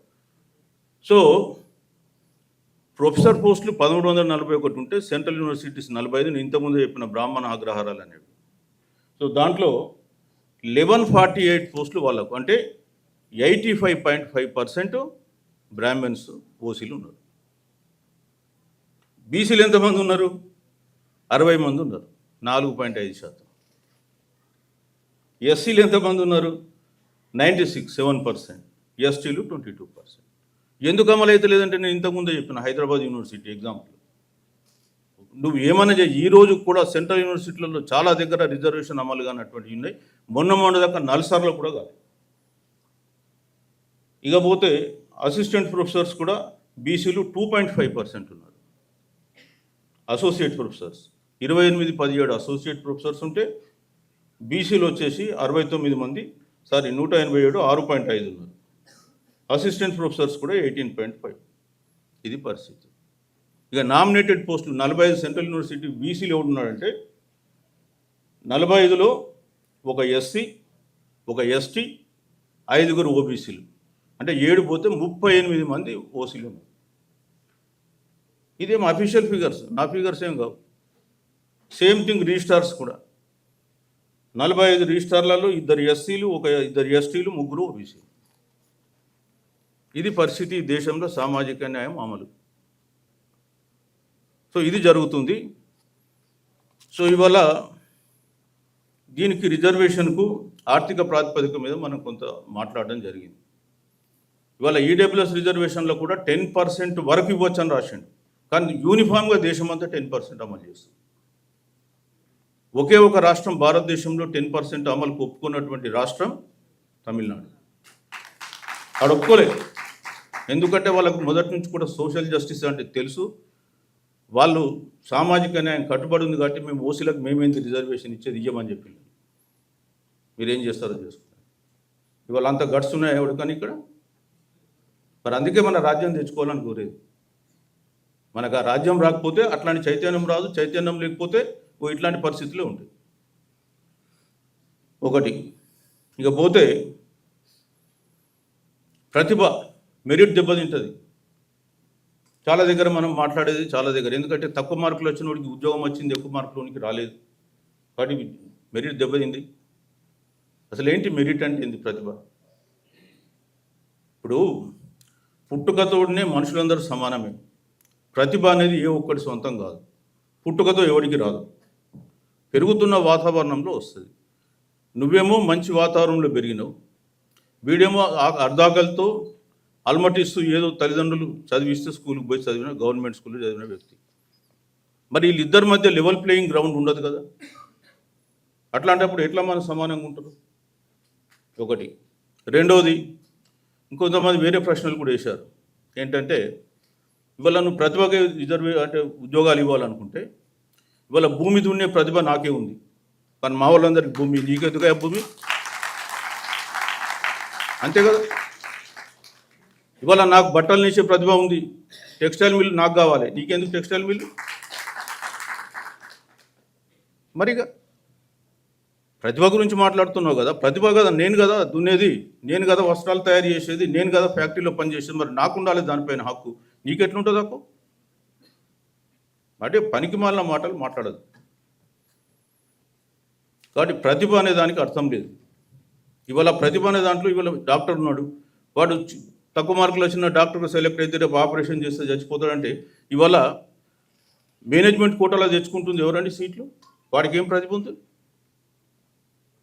ఒకటి పోనీ పరీక్ష పాస్ కావాలంటే అందరికి కూడా ఈక్వల్గానే మార్క్స్ పాస్ కావాల్సింది. ఎస్సీలకు 30% మార్కులు అయితే పాసు, ఎస్టీలు 20% మార్కులు అయితే పాసు, ఇంకో ఆయన 30% మార్కులు అయితే పాస్ అని లేదు కదా, అందరికి సమానమే కదా. మరి మినిమం క్వాలిఫికేషన్ ప్రతి ఒక్కరు 18 కావాల్సిందే కదా. సో దీస్ ఆర్ ఆల్ ఏంటంటే బీసీలను ఎట్లా అనగదొక్కాలి. ఎందుకంటే ఎస్సీ ఎస్టీల గురించి నేను ఎందుకు చెప్తున్నంటే వాళ్ళకి రాజ్యాంగంలో ఆల్రెడీ ఒక ప్రొవిజన్ ఉంది, వాళ్ళ జనాభా దామాషా ప్రకారం ఇవ్వాలని, దాని ప్రకారం ఇస్తున్నాం, కొంచెం ఎక్కువనో తక్కువనో. కానీ నిజంగా లాస్ అయింది ఎవరు? బీసీలు. 1947 నుంచి 93 వరకు కేంద్రంలో నియర్లీ ఒక 1 crore ఉద్యోగాలు క్రియేట్ అయ్యాయి, అందులో బీసీల స్థానమే లేదు. ఒకవేళ ఆ రోజే బీసీలు అందులో జాయిన్ అయ్యి రిజర్వేషన్ నుండి జాయిన్ అయి ఉంటే ఇవాళ 3వ తరం 4వ తరం వస్తుంటే వాళ్ళందరూ కూడా ఆర్థికంగా సామాజికంగా ఎంతో ఉన్నత స్థాయిలో ఉండేటువంటి పరిస్థితి ఉంది. అవకాశం కోల్పోయినాం కదా. ఈరోజు కూడా నువ్వు మాకు ఆ 27% కూడా ఇస్తలేవు కదా. మండల్ కమిషన్ ఎందుకు ఇచ్చింది 27? ఎస్సీ ఎస్టీలకు 22.5% ఉంది, ఎస్సీలకు 15, ఎస్టీలకు 7, 7.5, 22.5, 50లో 22.5 పోతే 27, 27.5, 27.5కు 27 ఇచ్చిండు ఆయన. అది పరిస్థితి, అది లాజిక్. దాని బట్ట ఇక్కడ 42%కి ఏం లాజిక్ లేదు, 42%కి ఏం లాజిక్ లేదు. ఒక ఫిక్సిషియస్ ఫిగర్ మైండ్లో ఆలోచన వచ్చింది, ఇచ్చేసింది. సరే, ఇప్పుడు ఏదైనా సరే రాజ్యాంగంలో జనాభా దామాషా ప్రకారం లేదు అన్నాం కాబట్టి వాళ్ళు ఒక ఇన్అడ్వొకసీ బేస్ మీద ఇచ్చిందని అనుకుందాం. దానికైనా మనకు అది వస్తే బాగుంటుంది కదా. సో ప్రతిభ అనే దానికి ఒక రిలేటివ్ టర్మ్, దానికి అర్థం లేదని చెప్తున్నాం. 1950s సినిమా వచ్చింది పర్వరీష్ అని, తర్వాత కులంలో 77లో కూడా ఒక సినిమా వచ్చింది, అమితాబ్ బచ్చన్ అండ్ వినోద్ ఖన్నా, పర్వరీష్. దాంట్లో ఒకే వ్యక్తి చెందిన 2 పిల్లల్ని ఒక దొంగ ఎత్తుకపోయి దొంగ పెంచుతాడు, వాడు దొంగ తయారవుతాడు, ఒకడు ఇన్స్పెక్టర్ దగ్గర పెరుగుతాడు, ఇన్స్పెక్టర్గా తయారవుతాడు. సో పెంపకంలో తేడా ఉంటుంది తప్ప పుట్టంగానే జీన్స్లో వాడు దొంగగా పుట్టాలని ఎక్కడ ఉండదు. మనం దాన్ని అర్థం చేసుకోవాలి. వాతావరణం పెరిగేటువంటి పరిస్థితులు, వాతావరణ పరిస్థితులు మనుషుల్ని అట్లా తయారు చేస్తాయి, అంతే తప్ప ఇంకేం కాదు. ఆ విషయం అర్థం చేసుకుంటే మనకు ఉంటుంది. ఇక సమర్థత, ఎఫిషియన్సీ అంటూ ఏం లేదు. ఎక్కువ మార్కులు వచ్చినంత మాత్రానికి ఎఫిషియన్సీ ఉంటుంది, తక్కువ మార్కులు వచ్చినంత మాత్రాన ఎఫిషియన్సీ లేదనుకోవడం కూడా పొరపాటు. ఇవాళ మనం ఎంతోమందిని చూస్తున్నాం, బాగా మార్కులు రాసుకుని ఐఏఎస్ ఐపీఎస్ సెలెక్ట్ అయ్యి వచ్చిన వాళ్ళు ఇక్కడ అడ్మినిస్ట్రేటివ్గా అట్టర్ ఫెయిల్యూర్ అవుతారు. ఎందుకంటే వాడికి సామాజిక స్పృహ ఉండదు, సమాజం గురించి తెలియదు. అంత గొప్పగా తెలిసిన వాళ్ళు ఉంటే ఇవాళ ఈ దేశాన్ని ఇట్లెందుకు చూస్తారండి? వాళ్ళు కూడా ఒక పరిపాలనలో ఒక భాగస్వాములే కదా, వాళ్ళు కాదని కాదు కదా, నేను కూడా అందులో నుంచి వచ్చినని. సరే, ఇకపోతే కుల వ్యవస్థ పోరాటం, పేరు మీద మనం పోరాటం చేస్తున్నాం, కుల వ్యవస్థ పోవాలంటున్నాం. మరి ఏంటి అంటే ఇక్కడ మనం చెప్పేది ఒకటే, కులం ఈ దేశంలో అంతరించాలంటే కులాల మధ్య ఉన్నటువంటి అంతరాలు పోవాలి, అప్పుడే అది అంతరిస్తుంది. కాబట్టి కుల వ్యవస్థ మీద మనం పోరాటం చేయకపోతే ఇట్లాంటి స్టాటిస్టిక్స్ రావు, తెలియవు. ఇవాళ నేను చదివిన సెంట్రల్ యూనివర్సిటీలో 45 మంది బీసీలు ఉంటే బీసీలు ఎంతమంది ఉన్నారు? ప్రొఫెసర్లలో బీసీలు ఎంతమంది ఉన్నారు సెంట్రల్ యూనివర్సిటీలలో? సో ఇవన్నీ తెలవాలంటే మన కుల వ్యవస్థ ఉండాల్సిందే. ఇవాళ అగ్రకులాలు 100% వాళ్ళ కుల వ్యవస్థని కాపాడుకుంటున్నాయి. ఇవాళ తెలంగాణలో తీసుకుందాం, ఇదే రేవంత్ రెడ్డి గవర్నమెంటు, ఇదే కాంగ్రెస్ సామాజిక న్యాయం అని మాట్లాడేవాళ్ళు 70 మంది కార్పొరేషన్లకు చైర్మన్లను ప్రకటించింది. ఆ 70 కార్పొరేషన్ల చైర్మన్లలో బీసీలు ఎంతమంది ఇచ్చిండ్రు, రెడ్డి కులం వాళ్ళకి ఎంతమంది ఇచ్చుకున్నారు మీరు తీయండి. ఒక్క కులంకు 30 మంది చైర్మన్లు ఇచ్చుకున్నారు. ఆర్టీఐ కమిషన్ వేస్తే ఒక్క బీసీకి అందులో స్థానం కల్పించలే. ఈ హైదరాబాద్ చుట్టుపక్కల 21 మంది ఆర్డీఓ పోస్టులు ఉంటే 18 మంది ఒక రెడ్డి కులస్తులకు ఇచ్చుకున్నారు. మరి ఏం చెప్తాం, ఎట్లా కాపాడుకుంటున్నారు వాళ్ళు? ఇప్పుడు నేను కులం గురించి మాట్లాడకుండా దేని గురించి మాట్లాడాలి? మీరేమో చెప్పకుండా నన్ను చేసుకుంటారు. మేము బీసీల కొరకు ఏదో చేస్తున్నాం, ఎస్సీ ఎస్టీలకు ఏదో చేస్తాం అనుకున్న మీరు ఎట్లా ఇచ్చిందండి? 70 కార్పొరేషన్లలో 30 కార్పొరేషన్లు ఒక కులంకు. ఓన్లీ ఆ కులం వేస్తేనే మీరు అక్కడ సీట్లు వచ్చి కూర్చున్నారా? వేరే వాళ్ళు ఓట్లు వేయలేరా మీకు? మనం అడుగుతున్నామా? లేదు. అది పరిస్థితి. ఇక పోతే ముస్లిమ్స్కు రిజర్వేషన్స్. ఒకతను ఏమంటాడు 42% రిజర్వేషన్ ఇవ్వమంటే, లేలే అందులో బీసీలు ఉన్న ముస్లింలు బీసీలలో వచ్చిండ్రు, ఆ పెంచిన రిజర్వేషన్లు వాళ్ళకే పోతాయి కాబట్టి మేము ముస్లింలు ఉన్నంతసేపు ఇయ్యం కాబట్టి అడుకుంటాం. ఈ తలాతోకలేని వ్యవహారం. ఇవాళ 1970లో అనంతరామన్ కమిషన్ మన దగ్గర రాష్ట్రంలో రిజర్వేషన్ ఇస్తే 6 ముస్లిం కులాలు మన దాంట్లో ఉన్నాయి కదా, అప్పుడెందుకు ప్రశ్నించలే? బీసీఏలో 2 కులాలు ఉన్నాయి, మైతర్ కులం ఉంది, రాజన్నల కులం ఉంది. బీసీబీలో వచ్చేస్తే దూదేకుల, లత్తాఫీ, ఇంకో 2 కులాలు ఉన్నాయి. మరి అప్పుడేమో అడుకోరు, ఇప్పుడేమో వాళ్ళు అడుకుంటారంట. సరే, 2007లో కూడా ఏం జరిగిందంటే మన రాష్ట్రంలో 25 బీసీలకు ఉంది, ఎస్సీ ఎస్టీలకు కలిపితే 21% అంటే 46%, ఇంకా 4% 50% సీలింగ్లో అమలుపరచవచ్చని అప్పుడున్నటువంటి ముఖ్యమంత్రి వైఎస్ రాజశేఖర రెడ్డి గారు 2007లో 4% రిజర్వేషన్ను 15 ముస్లిం కులాలను బీసీఈ కేటగిరీ కింద కలిపి ఆ 4% వాళ్ళకి ఇచ్చింది. ఇస్తే 2007లో 2010లో హైకోర్టు కొట్టేసింది, ఇవ్వడానికి వీల్లేదని. తర్వాత రాష్ట్ర ప్రభుత్వం సుప్రీంకోర్టుకి వెళ్ళింది. రాష్ట్ర ప్రభుత్వం సుప్రీంకోర్టుకి వెళ్తే సుప్రీంకోర్టు ఏమన్నది? హైకోర్టు ఆర్డర్ను కొట్టేలే, హైకోర్టు ఆర్డర్ మీద స్టే ఇయ్యలే, కానీ 4% మీరు టెంపరీగా నడిపించుకోండి, ఫైనాలిటీ వచ్చే వరకు మేము ఫైనల్ హియరింగ్లో డిసైడ్ చేస్తామన్నారు 2010లో. ఇవాళ 2025, 15 సంవత్సరాలు గడిచిపోయింది. ఇవాళ మేమేమంటున్నామంటే బీజేపీ వాళ్ళకు, మీరు కేంద్రంలో ఉన్నారు, అదేదో డిస్పోజ్ చేయించండి, కేంద్రంలో ఉన్నటువంటి ఆ పిటిషన్, సుప్రీంకోర్టులో ఉన్న పిటిషన్ మీరు అఫిడవిట్ చేసి ఏదో ఒకటి తేల్చండి. ఒకవేళ ఇప్పుడు ఇవ్వాల్సి వస్తే 4% టెంపరీ మీద నడుస్తుంది, ఇంకా 10% ఎట్లా వస్తుందండి వాళ్ళకు?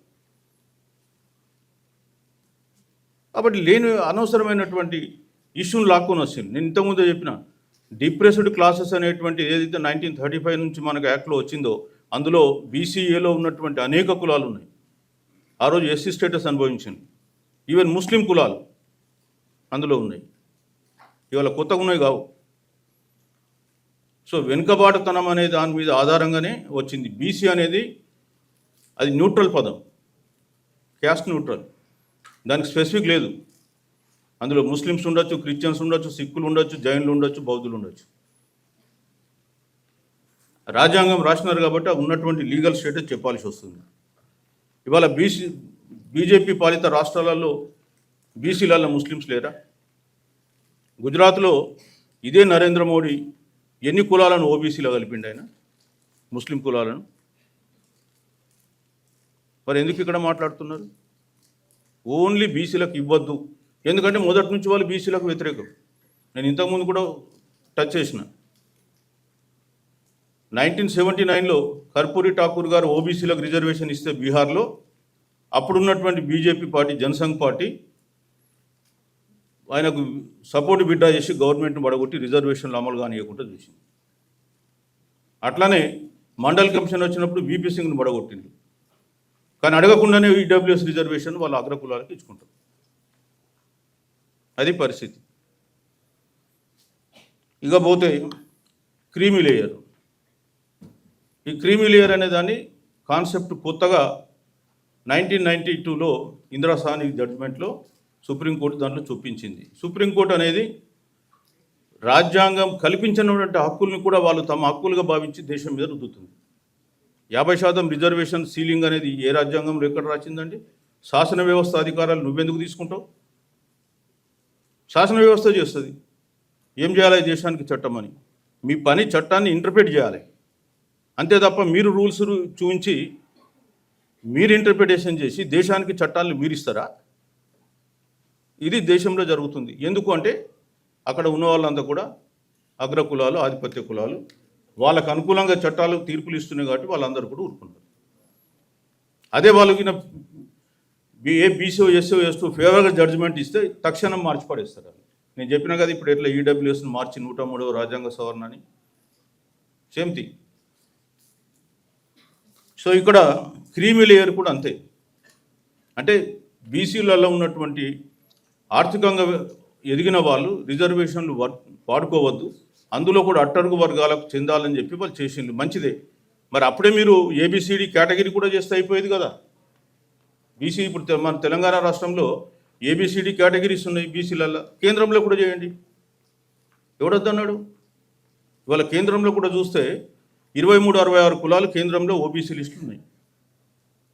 ఈ 2366 కులాలలో 985 కులాలు ఈ రోజు కూడా కేంద్ర ప్రభుత్వంలో ఒక్క ఉద్యోగం సంపాదించాలి. 1950 నుంచి ఈ రోజుకు 985 కులాలు. అది Rohini commission report, justice Rohini commission.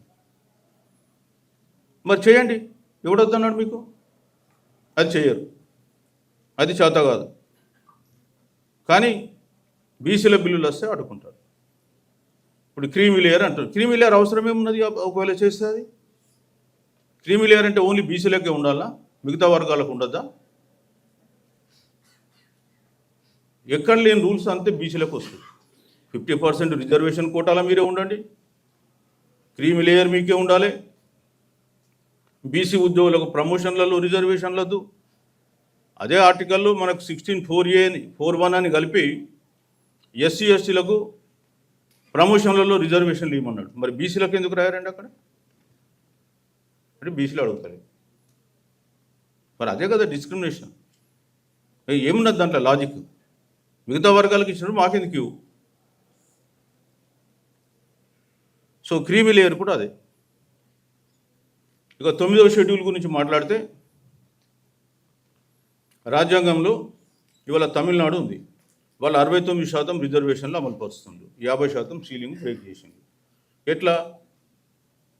వాళ్ళు అక్కడ అంబాశంకర్ కమిషన్ వేసి ఎంపరికల్ డాటా అంతా సేకరించి, మా రాష్ట్రంలో ఇంతమంది బీసీలు ఉన్నారు, ఇంతమంది ఎస్సీ ఎస్టీలు ఉన్నారు, వాళ్ళ జీవన పరిస్థితులు ఇది అని చెప్పి వాళ్ళు 1989 నుంచే 69% రిజర్వేషన్ అమలు చేస్తుంది. ఎప్పుడైతే 1992లో ఇందిరా సాహ్ని కమిషన్, అది ఇందిరా సాహ్ని జడ్జిమెంట్ వచ్చిందో, అప్పుడు తమిళనాడులో ఆ చట్టం చెల్లదని కోర్టు కొట్టేసినాయి. కానీ తమిళనాడు ఊరుకోదు కదా మనలాగా. సో వాళ్ళందరూ కూర్చొని మేధావులు ఆలోచించి రాజ్యాంగంలో 9వ షెడ్యూల్ అని ఉంది, ఆ 9వ షెడ్యూల్లో పెడితే కోర్టుల జ్యూరిస్డిక్షన్ ఉండదు, అందులో మనం పెట్టించుకోవాలని చెప్పి వాళ్ళు 9వ షెడ్యూల్లో పెట్టడానికి వాళ్ళు అక్కడ ఒక చట్టం చేసి 94లో దాన్ని కేంద్రానికి పంపించి పివి నరసింహరావును ఒప్పించి రాష్ట్రపతిని ఒప్పించి చట్టాన్ని 9వ షెడ్యూల్లో పెట్టుకున్నారు. ఇవాళ మన రాష్ట్రంలో మనం ఎందుకు చేసుకోలేము? మన రాష్ట్రంలో ఒకళ్ళు వచ్చి ఏమంటారు, 9వ షెడ్యూల్లో పెట్టినా కానీ సుప్రీంకోర్టు కొట్టేయచ్చు. ఎస్, 2007లో వాళ్ళు ఒక సిసిరో కేసులో ఒక జడ్జిమెంట్ ఇచ్చిండ్రు. 1970 తర్వాత ఏది 9వ షెడ్యూల్లో పెట్టినా అది రాజ్యాంగ మౌలిక సూత్రాలకు వ్యతిరేకంగా ఉంటే కొట్టేస్తామన్నాడు. మరి రిజర్వేషన్లు 50% సీలింగ్ అనేది రాజ్యాంగ మౌలిక సూత్రమా అని చెప్పి దీన్ని ఈడబ్ల్యూఎస్ రిజర్వేషన్లో వాళ్ళు ధర్మాసనం దాన్ని పరిశీలించింది. 50% సీలింగ్ దాటచ్చా లేదా ఈ దేశంలోని. వాడు ఏమంటాడు అందులో? ఎస్, 50% సీలింగ్ అనేది రాజ్యాంగ మౌలిక సూత్రం కాదు, కాబట్టి 10% పెంచవచ్చు అన్నాడు. కాబట్టి ఇప్పుడు మాకు కూడా పెంచాలి కదా ఆ మాటకు వస్తే. మరి మాకెందుకు అడ్డం వస్తుంది? అందుకనే 9వ షెడ్యూల్లో పెట్టాలని చెప్పి 42% రిజర్వేషన్ మొదటి నుంచి మేము కోరుతున్నాం. ఇవాటి దాకా కూడా అదే పని ఉంది. ఇక పోతే ఈ రిజర్వేషన్ల వల్ల నిజంగా సమాజం మారుతుందా, ఆర్థికంగా ఎవరన్నా లబ్ధి పొందిందా అనేటువంటి వాళ్ళు కొందరు ప్రశ్నలు లేవదీస్తారు. ఎస్, 100% దీనివల్ల లబ్ధి పొందిన వాళ్ళు ఉన్నారు. ఇవాళ చాలామంది లబ్ధి పొంది ఉన్నత స్థానాల్లో ఉన్న వాళ్ళు కూడా ఉన్నారు. రిజర్వేషన్లు అంటూ లేకపోయి ఉంటే ఆ రిప్రజెంటేషన్ కూడా ఉండదు. రిజర్వేషన్లు సమాజాన్ని పూర్తిగా మార్చకపోవచ్చు, కానీ మార్పుకు మాత్రం అది మెట్లలాగా ఉపయోగపడుతుందని చెప్పి నేను చెప్తున్నాను. అదే లేకపోతే మార్పే లేదు. ఈ దేశంలో సామాజిక మార్పు జరగాలంటే రిజర్వేషన్లు 100% ఉండాల్సిందే. లేనట్టయితే మనకు బీసీ, ఎస్సీ, ఎస్టీ, బహుజనులకు అసలు స్థానం లేదు. ఇంతకుముందు చెప్పిన నామినేటెడ్ పోస్టుల్లో రిజర్వేషన్లు ఉండవు కాబట్టి ఎవడున్నాడని చెప్పిన, అది పరిస్థితి. అయితే ఇవాళ రిజర్వేషన్లు రాకుండా అడ్డుకున్నటువంటి అన్ని పార్టీలన్నీ మీకు చెప్తున్నా ఇంతకుముందే. కాంగ్రెస్ ఏం చేసింది? కులగణన జరపకుండా, బీసీ కమిషన్ లేకుండా 1993 వరకు రిజర్వేషన్లు రాకుండా అడ్డుపడ్డది కాంగ్రెస్. బీజేపీ వాళ్ళు ఇప్పటికీ అడ్డుపడుతూనే ఉన్నారు. ఇక బీఆర్ఎస్ అనే పార్టీ ఇక్కడ ఏదంటే గోడ మీద పిల్లిలా నిలబడి చూస్తూ ఉంది. బీసీలకు రిజర్వేషన్లు 42 ఇవ్వాలన్నా వద్దా? ఇస్తే వాళ్ళు ఏం మాట్లాడతలే. ఇవాళ ఈ రాష్ట్రంలో 4 కోట్ల జనాభాలో 3 కోట్ల మంది బీసీలు ఉన్నారు. వీళ్ళ సమస్య కంటే పెద్ద సమస్య బీఆర్ఎస్ పార్టీకి ఏముందండి? ఇంట్లో పడుకోవడానికి. వీళ్ళ సమస్య తీసుకొని ఎందుకు ఉద్యమించరు అంటే వాళ్ళకి ఇష్టం లేదు. ఎంత శాతం అండి వాళ్ళు ఈ రాష్ట్రంలో? మీకు జనరల్ సింపుల్ ఉదాహరణ చెప్తా. ఈ రాష్ట్రంలో వేలమాసు 1,02,000 మంది. వాళ్ళకు జనాభా దామాషా ప్రకారం వాళ్ళకు రావాల్సినటువంటి ఎమ్మెల్యే సీట్లు 5. ఎందుకంటే మీకు చెప్తానండి, ఇప్పటి వరకు ఈ రాష్ట్రంలో 16 సార్లు ఎన్నికలు జరిగినాయి 1952 నుంచి ఇప్పటిదాకా. మొత్తం అసెంబ్లీ సీట్స్ అప్పటి నుంచి ఇప్పటిదాకా లెక్కేస్తే 1741 అసెంబ్లీ సీట్లు. ఈ 1741 సీట్లలో వీళ్ళున్న జనాభా 0.28. వీళ్ళకి రావాల్సిన సీట్లు 5, వచ్చిన సీట్లు 148. ఎంత వచ్చిందండి? 143. ఎవరి సీట్లు అవి? మనీ కావా? బీసీలే. ఎస్సీ ఎస్టీలకు జనాభా దామాషా ప్రకారం ఉంది. ఏమన్నా ఉంటే బీసీ. మీకు రెడ్డిలు కూడా అంతే. 14,75,000 వాళ్ళ జనాభా. 2014 సమగ్ర కుటుంబ సర్వే. ఈ మాస్టర్స్ మన రేవంత్ రెడ్డి మాస్టర్ గారు చేశారు, కానీ అది ఇప్పటి వరకు బయట పెట్టలేదు. అదేదో బయట పెట్టకూడనటువంటి ఒక రహస్యం అని చెప్పేసి వాడు దాచిపెట్టుకొని కూర్చున్నారు. కోట్లు అడిగితే కూడా ఇవ్వలేమన్నా. 14,75,000లో 4% జనాభా. వాళ్ళకి 1741 అసెంబ్లీ సీట్లలో రావాల్సిన సీట్లు 71, వచ్చిన 578. ఇక పోతే బీసీలలో వస్తే 3 లక్షల జనాభా పైబడి ఉన్నటువంటి కుమ్మరి కులం ఉంది, 1 సీట్ రాలేదు. బోయ ఉన్నారు, సరే ఒక్కరు వచ్చిండ్రు బోయ. అది ఇప్పుడు అతను గద్వాల దగ్గర వచ్చింది, అది పక్కన పెట్టేద్దాం. నాయి బ్రాహ్మణ ఉన్నారు. నాయి బ్రాహ్మణ జనాభా కూడా 3,09,000, ఒక్కటి రాలేదు. పక్క రాష్ట్రంలో స్టాలిన్ నాయి బ్రాహ్మణ, వాళ్ళ అయ్య నాయి బ్రాహ్మణ కరుణానిధి. కర్పూరి ఠాకూర్ నాయి బ్రాహ్మణ. ఈ రాష్ట్రంలో ఒక ఎమ్మెల్యే గతి లేదు. ఏం సామాజిక న్యాయం ఇక్కడ? అట్లా పోతే ఇంకా చాలా క్యాస్ట్లు ఉన్నాయి. ఇక అవన్నీ నేను చెప్పదలుచుకోలే.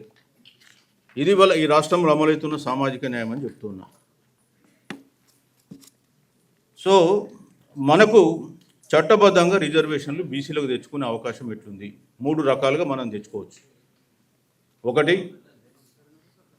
9th షెడ్యూల్లో పెట్టుకోవచ్చు, అదొక మార్గం. ఈ 9th షెడ్యూల్లో పెట్టాలంటే కూడా రాజ్యాంగ సవరణ చేయాలి. 76th అమెండ్మెంట్ తమిళనాడుది పెట్టుకొని వాళ్ళు రాజ్యాంగంలో పెట్టుకున్నారు 76th అమెండ్మెంట్ ద్వారా. సో మనకు కూడా రాజ్యాంగ సవరణ జరగాలి ఒకటి. అదేవిధంగా రెండో మార్గం ఏంటి? ఆర్టికల్ 16(4)ను మార్చాలి.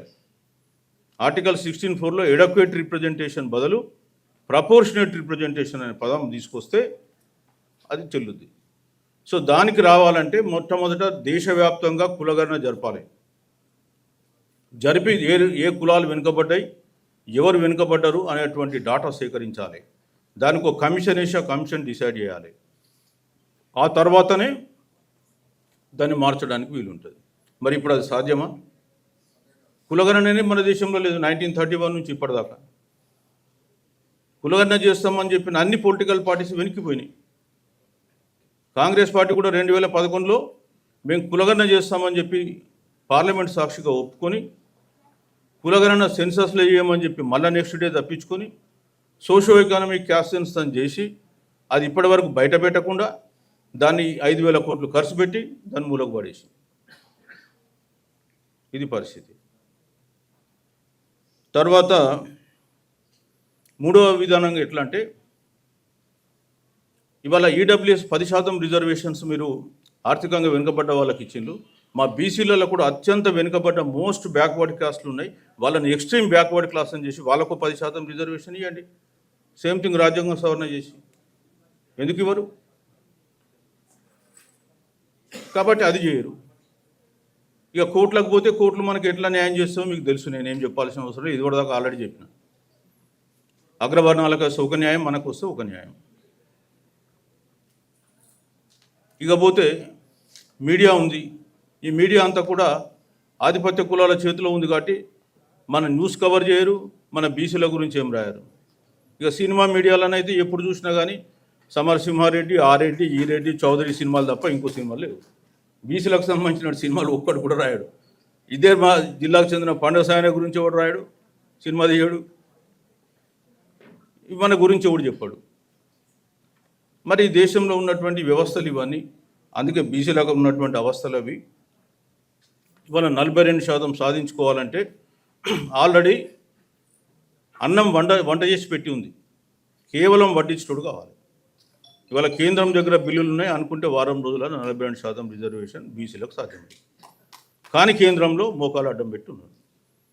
మాట్లాడితే ముస్లిం రిజర్వేషన్ అంటాడు, లేకుంటే ఇంకోటి అంటాడు. వాళ్ళకు మాత్రం అనుకుని ఇమీడియట్గా ఇస్తారు. మరి దీనికి సొల్యూషన్ ఏంటి? రాజ్యాధికారం ఒకటే సొల్యూషన్. అది లేదు మన దగ్గర. అందుకే అయ్యా బాబు నీ ఓటు వినియోగించుకో, ప్రాపర్గా వినియోగించు. చైతన్యం, ఓటు చైతన్యం కావాలి, సామాజిక చైతన్యం కావాలి, రాజకీయ చైతన్యం కావాలి. ఇవాళ యూనివర్సిటీలో పిల్లలు ఉన్నారు. ఇవాళ మీకు 42% వస్తే లాభం వచ్చేది, మాకు కాదు. తెలంగాణ వస్తే మనకు మహా అంటే 3,000 4,000 ఉద్యోగాలు పెరిగి ఉంటాయి, కానీ 42% వస్తే మీకు 10 రెట్లు పెరుగుతాయి. దాన్ని అర్థం చేసుకుని మీరందరూ కూడా ప్రజల్ని చైతన్యవంతం చేయాలి. ప్రజలు ఏ ప్రభుత్వాలు అయితే బీసీలను మోసం చేస్తున్నాయో వాళ్ళకు మనం ఎన్నికల్లోనే గుణపాఠం చెప్పగలం. ఈ దేశంలో మనకిచ్చినటువంటి అత్యంత శక్తివంతమైనటువంటి ఆయుధం ఏదైనా ఉందంటే అది ఓటు. ఆ వజ్రాయుధాన్ని వాడుకోవాలి, వీళ్ళందరినీ కూడా గుణపాఠం చెప్పాలి. మరి సామాజిక మార్పుకు ఆ ఓటును మనం వినియోగించుకుంటే 42% కాదు, నీ జనాభా 61% ఈ రాష్ట్రంలో 61% తెచ్చుకోగలుగుతారు. కానీ దానికి ప్రజా ఉద్యమం అవసరం. ఆ ఉద్యమాన్ని నిర్మించడం కొరకే, చైతన్యం చేయడం కొరకే నేను కానీ, విశారదన్ కానీ, ఇంకా చాలామంది పెద్దలు ఈ ఉద్యమంలో తిరుగుతూ ఉన్నారు. మీరందరూ కూడా కలిసి వస్తే అది సాధ్యమైంది, లేకుంటే కాదు. ఇవాళ మేము చేసేది మా కొరకు కాదు. నేను చెప్పిన ఇంతకుముందు పెరియార్ గారు తమిళనాడులో ఏం చేశారని. ఆయన దెబ్బకు కేంద్ర ప్రభుత్వం దిగొచ్చేసి రాజ్యాంగ సవరణ చేసి మొత్తం వాళ్ళ అన్న రిజర్వేషన్ వాళ్ళకి ఇచ్చింది. కోర్టులు కొట్టేస్తే 1994లో ఇందిరాసాని కేసులో మళ్ళీ 9th షెడ్యూల్లో పెట్టించుకున్నారు. ఇవాళ వాళ్ళది కొట్టేసేంత దమ్ముందా? 9వ షెడ్యూల్లో ఇప్పటివరకు 284 చట్టాలు పెడితే ఒక్క చట్టం కూడా కేంద్రం సుప్రీంకోర్టు కొట్టేయాలి. కాబట్టి మనం 9వ షెడ్యూల్లో పెట్టమంటున్నాం. సో మేము కోరేది ఏంటంటే ప్రజలు చైతన్యవంతులై వాళ్ళు ఉద్యమించకపోతే ఇవన్నీ కూడా బట్టి వృధా. లేకపోతే ఏమైందంటే కులగన్న చేసినాం, జీవోలు ఇచ్చినాం, కోర్టులు కొట్టేసిందంటే ఆపరేషన్ సక్సెస్, పేషెంట్ డైల్ లాగా ఉంటుంది. మరి ఇంకేముందండి? ఇవాళ మళ్ళీ అది ఎందుకు పనికి వస్తుంది చెప్పండి? ఆ కాయిదాలు దేనికన్నా పనికి వస్తాయా? కాబట్టి ప్రజలు చైతన్యవంతం కావాలనేది మా ఉద్దేశం. అందుకే మీకు రిజర్వేషన్ల పైన ఒక సుదీర్ఘమైనటువంటి ఉపన్యాసం ఇక్కడ ఇవ్వడం జరిగింది. చాలా వరకు అంటే కొన్ని కవర్ చేసి ఉంటే, కొన్ని కవర్ చేయకపోయి ఉండొచ్చు. ఎందుకంటే జడ్జిమెంట్స్ అనేకం ఉన్నాయి రిజర్వేషన్ల మీద, కొన్ని హండ్రెడ్స్ ఆఫ్ జడ్జిమెంట్స్ ఉన్నాయి. సో అందులో ఇంపార్టెంట్ జడ్జిమెంట్స్ మాత్రం మేము కొన్ని చెప్పగలిగిన. ఇంకా మీరేమన్నా ఉంటే, డౌట్స్ ఏమైనా ఉంటే రాసి ఇవ్వండి, లేదా అడగండి. మన విశారదన్ గారు మాట్లాడిన తర్వాత మళ్ళీ నేను తీర్చడానికి రెడీగా ఉన్నా. సో మరి నాకు ఈ అవకాశం కల్పించినటువంటి పాలమూరు యూనివర్సిటీ మేనేజ్మెంట్ అందరికీ కూడా ప్రత్యేకంగా అభినందన తెలియజేస్తూ తెలియజేసుకుంటున్నాను. Thank you.